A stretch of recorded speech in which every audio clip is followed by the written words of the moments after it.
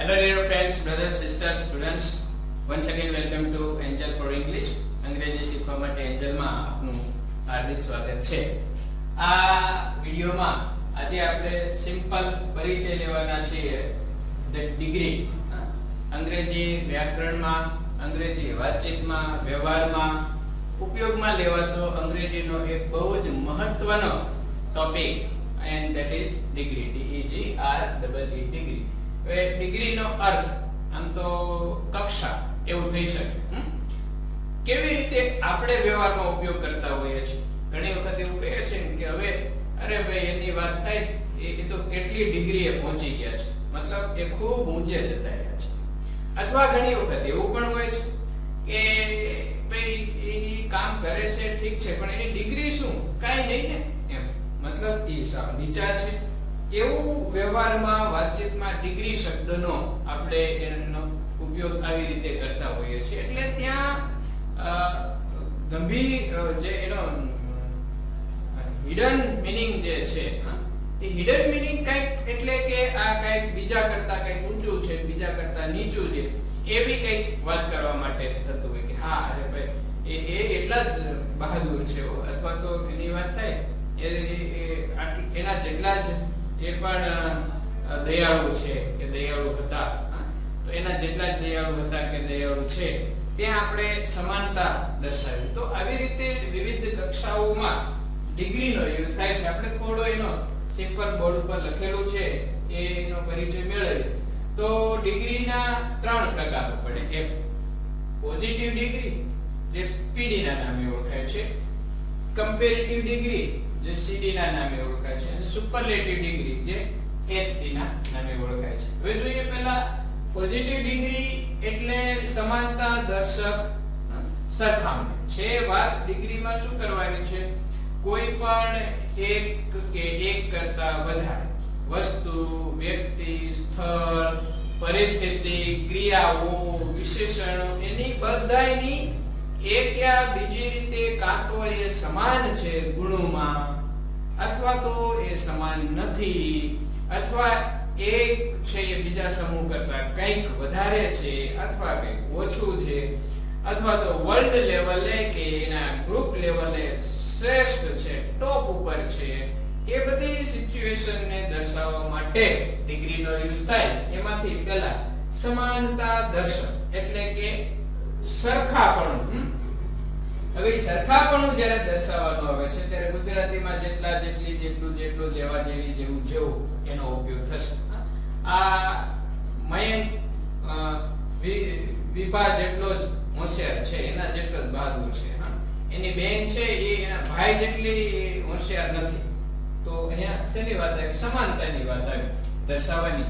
એને ઇંગ્લિશમાં વ્યક્ત થશે હકારમાં HSD અને નકારમાં SOSD. અને દરેકને આપણે પીડી, સીડી, એસડી ને અલગથી વિડિયોમાં સ્ટડી કરેલા જ છીએ, ત્યાં તમે જોઈ લેજો. પોઝિટિવ ડિગ્રીમાં, કમ્પેરેટિવમાં સુપર, અહીંયા માત્ર અર્થ લઈએ છે. બીજી રીતે કે જ્યારે આવા શબ્દો છે જેટલા જેટલી, જેટલું જેટલો કે જેવા જેવી જેવું જેવું, એટલે સમજી લેવાનું કે એ સમાનતા દર્શક પીડી ની વાત થઈ ગઈ છે. અથવા તો ઇંગ્લિશમાં એજ કે સો એજ છે તો પણ એ પીડી ની વાત થઈ રહી છે. આ ઉપરાંત હવે જોઈએ સીડી, અધિકતા દર્શક, મતલબ કે એક કોઈ પણ કે એક કરતા વધારે સમૂહ એ બીજા કરતા ચડિયાતો છે કે ચડિયાતો નથી. ચડિયાતાની વાત છે. ચડિયાતું હોવું, ચડિયાતું ન હોવું, આમાં સમાન હોવું, સમાન ન હોવું, ચડિયાતા હોવું, ચડિયાતા ન હોવું. એના માટે ગુજરાતીમાં થી વધારે કે કરતા વધારે એવા શબ્દોનો ઉપયોગ થશે. ઇંગ્લિશમાં OR અને then એટલે કે taller than, richer than, poorer than. અથવા તો મોટું વિશેષણ હોય ત્યારે more લાગશે. beautiful તો more beautiful. એવી રીતે more અને THAN, ધ્યાન ના સ્પેલિંગમાં બહુ ધ્યાન રાખશું. THAN જે ડિગ્રીનો શબ્દ હોય, કમ્પેરિઝન જ્યાં વાત આવતી હોય ત્યાં જે ધ્યાન છે THAN છે. સુનરમાં ઘણી વખત કન્ફ્યુઝન થાય કે સુનર ધ્યાન છે તો THAN કે THAN આવે, કારણ કે ડિગ્રીનો શબ્દ છે. ઓકે, તો આમાં શબ્દો આવશે હિયર ધેન, મોર ધેન ગુજરાતીમાં, થી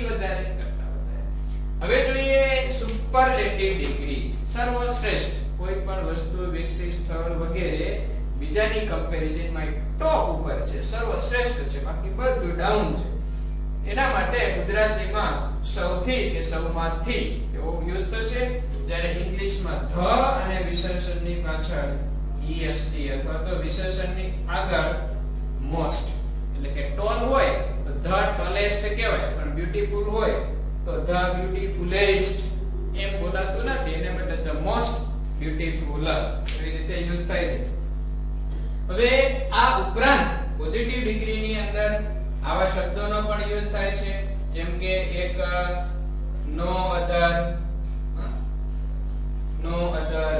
તો નો અધર ની સામે કમ્પેરેટિવ માં આવી જવાનું છે એની અધર અને સુપરલેટિવ માં એની સામે સીધું આવી જવાનું છે ધ est અથવા તો ધ મોસ્ટ બીજું પોઝિટિવ ડિગ્રી ની અંદર very very few આવા શબ્દોનો પણ યુઝ થશે very few બહુ જ ઓછા આમ કરીને તે છે વગેરે એની સામે ઇંગ્લિશમાં કમ્પેરેટિવ ડિગ્રીમાં આવશે મોસ્ટ અધર અથવા તો મેની અધર આ સિવાય બીજા શબ્દો છે પણ સૌથી વધારે યુઝમાં આવતા હોય એવાની ચર્ચા કરીએ છીએ અને આની સામે સુપરલેટિવમાં આવશે one of the પછી est કે one of the most આ એની ઓળખ બની જ્યારે બેની કમ્પેરિઝન હોય ત્યારે કાં તો બે સરખા છે કાં બે સરખા નથી એનું માત્ર સીધી થઈ શકે કમ્પેરેટિવમાં થઈ શકે કે એક બીજા કરતા ચડિયાતું છે કે કયા બીજા કરતા ચડિયાતું નથી પણ એનું સર્વશ્રેષ્ઠ ન થાય બે જ હોય તો ક્યાંથી સર્વશ્રેષ્ઠ થાય પછી નો અધર બીજું કોઈ આના જેટલું નથી તો એક બાજુ એક ને એક બાજુ દુનિયાના બધા કમ્પેરેટિવમાં ઈ નો અધર એની અધર અને આમાં ધ est ધ મોસ્ટ પછી પોઝિટિવમાં વેરી ફ્યુ બહુ જ ઓછા આવા છે કે બહુ જ ઓછા આવા નથી એનું કમ્પેરેટિવમાં મોસ્ટ અધર ને મેની અધર થશે અને સુપરલેટિવમાં એનું વન ઓફ થશે કારણ કે વેરી ફ્યુ બહુ જ ઓછા પણ એ બહુ જ ઓછામાંનો એક એટલે વન ઓફ ધ est અને વન ઓફ ધ મોસ્ટ આ એક સાદો સિમ્પલ પરિચય છે ડિગ્રીનો વધારે ખ્યાલ તો ત્યારે જ આવશે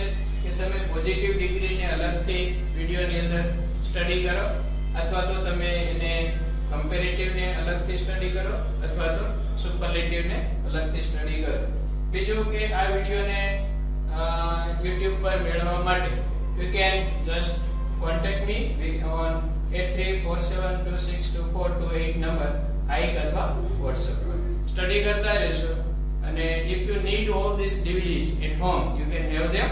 Thanks.